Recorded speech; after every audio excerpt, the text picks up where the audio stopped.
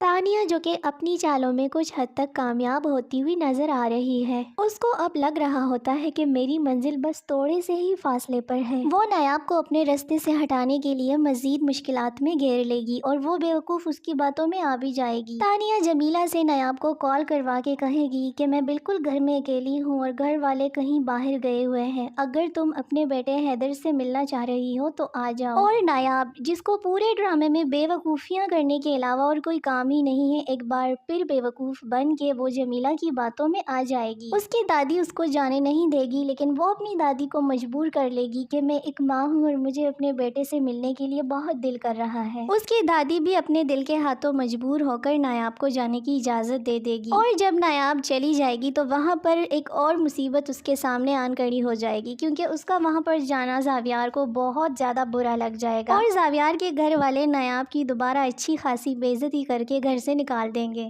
ممکن ہے کہ جمیلہ نایاب کو کہہ دے گی کہ تم حیدر کو اپنے ساتھ لے کر جا سکتی ہو، لیکن اگر نایاب نے اس طرح کی بے وقوفی کی تو مزید اپنے لیے مشکلات کھڑی کر لے گی۔ دوسری طرف تانیہ خود ہی ایسے حالات کریٹ کر لے گی کہ پھر سب گھر والوں کو لا کر نایاب کے سامنے کھڑا کر لے گی، تاکہ وہ نایاب کی اچھی خاصی انسلٹ کروا دے اور زاویار کا دل نایاب کی طرف سے مزید برا ہو جائے۔ دوسری طرف جنید، جس کو منظر عام سے بالکل غائب ہی کر دیا گیا ہے پتہ نہیں کیوں، اور اس کے پاس جو ویڈیو ہے نہ جانے کب وہ اس کو منظر عام پر لا کر سچائی سب کے سامنے لائے گا۔ جو ویڈیو اور ثبوت جنید کے پاس موجود ہے، جب وہ سب گھر والوں کے سامنے دکھائے گا تو سب کے تو جیسے ہوش اڑ جائیں گے، کیونکہ ان میں سے کوئی بھی یہ نہیں ماننے کو تیار ہوگا کہ تانیہ ایسی بھی ہو سکتی ہے، کیونکہ تانیہ نے جنید سے شادی ہی اپنے پلان کو کامیاب کرنے کے لیے کی ہوتی ہے، لیکن یہ بات زاویار کے گھر والے نہیں جانتے۔ حقیقت میں تانیہ کو کسی کی بھی پرواہ نہیں ہوتی، وہ بس صرف زاویار کو حاصل کرنے کی چاہ میں لگی ہوتی ہے، اور وہ بھی صرف وہ ضد میں کر رہی ہوتی ہے کہ کیوں زاویار نے نایاب سے شادی کر لی، کیونکہ اس وجہ سے تانیہ کو اپنی کافی بے عزتی محسوس ہوئی تھی جب زاویار نے تانیہ کے بجائے نایاب کو چوز کیا تھا۔